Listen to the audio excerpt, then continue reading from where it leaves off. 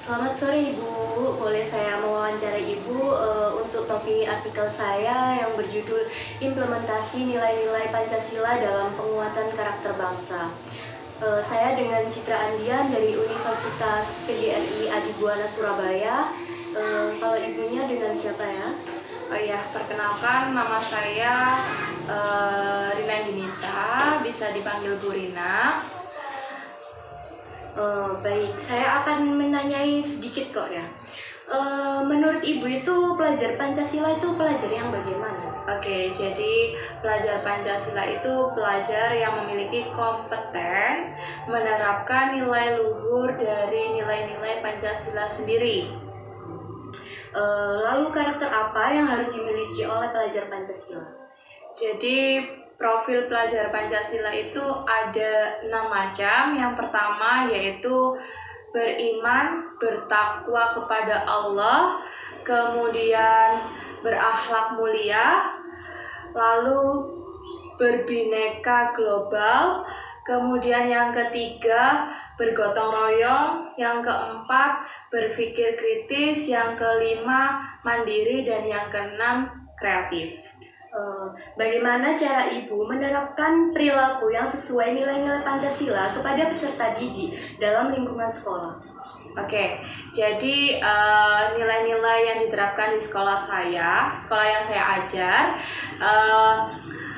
sekolah saya itu mengangkat tema untuk proyeknya ya, proyek profil pelajar Pancasila itu mengangkat tema berbineka global dan bergotong royong. Jadi di situ siswa dianjurkan untuk bergotong royong menanam sayur-sayuran, misalkan terong, cabai, dan lain sebagainya. Nah, dengan tujuan agar mereka itu siswa itu memiliki karakter yang berbeda ya.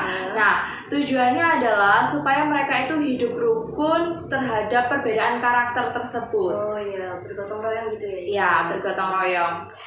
Apa yang menjadi kendala di sebuah lembaga pendidikan untuk menerapkan konsep penguatan pendidikan karakter yang sesuai dengan nilai-nilai Pancasila? Oke, jadi sedikit siswa yang memiliki percaya diri menunjukkan skillnya di depan, tapi sebagian siswa itu banyak sekali yang tidak percaya diri akan kemampuannya sendiri.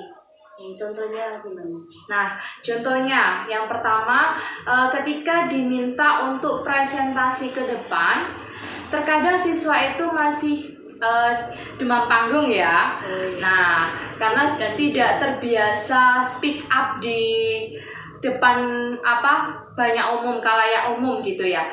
Oke, itu contoh yang pertama. Yang kedua, untuk yang kedua itu siswa memiliki motivasi belajar yang sangat rendah. Nah, karena apa? Karena pikiran siswa itu terbagi menjadi dua, ya proyek, ya tugas. Terkadang masih ada tugas dari Bapak Ibu guru itu, ya tugas, ya materi yang harus dipelajari di rumah.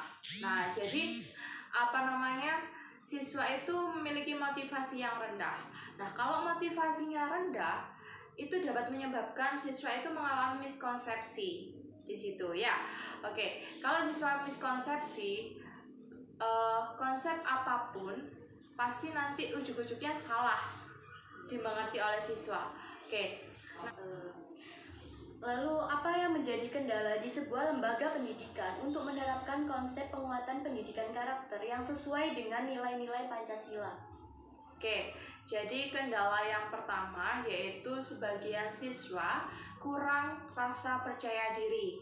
Nah, hanya beberapa siswa yang bisa mengeksplorkan skillnya di depan umum. Nah, hal itu dikarenakan adanya proyek-proyek yang mengharuskan siswa untuk berpresentasi di depan, ya, mempresentasikan hasilnya kayak gimana itu.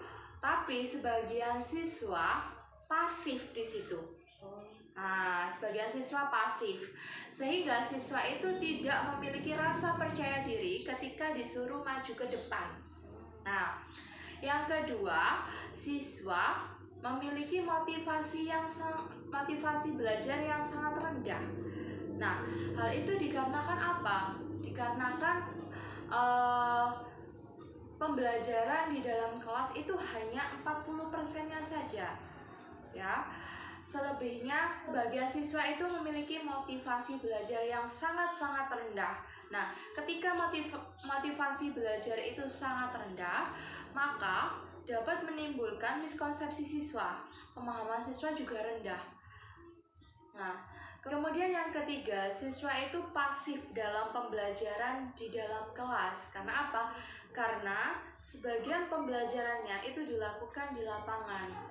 Nah, oleh sebab itu hanya beberapa persennya saja dilaksanakan di kelas karena adanya proyek tadi. Nah, sebetulnya proyek itu adalah pengganti dari tugas. Namun masih banyak pembelajaran di dalam kelas itu siswa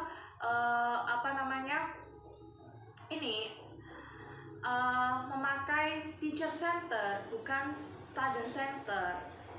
Nah, sehingga pusatnya itu di guru. Guru hanya ceramah gitu ya. Kadang seperti itu. Nah, siswanya nggak aktif. Kalau ditanyai tentang, ini seperti apa anak-anak? Diam. Ini seperti apa? Ya itu karena mungkin efek dari daring juga ya, efek dari daring, sehingga siswa-siswa itu kurang paham. Karena apa? Karena yang pertama, kalau daring itu kan memerlukan handphone ya, sedangkan anak SD itu kan rata-rata masih belum punya handphone. Jadi seperti itu. Jadi yang sekolah ya rata-rata bukan anaknya, tapi melainkan orang tuanya. Nah, yang mengerjakan PR biasanya juga orang tuanya, gitu. Oke, ada lagi? Sudah itu. Terima kasih ya, penjelasannya sangat jelas. Maaf sudah mengganggu waktunya. Ya. Dan itu saja. Ya, sama-sama.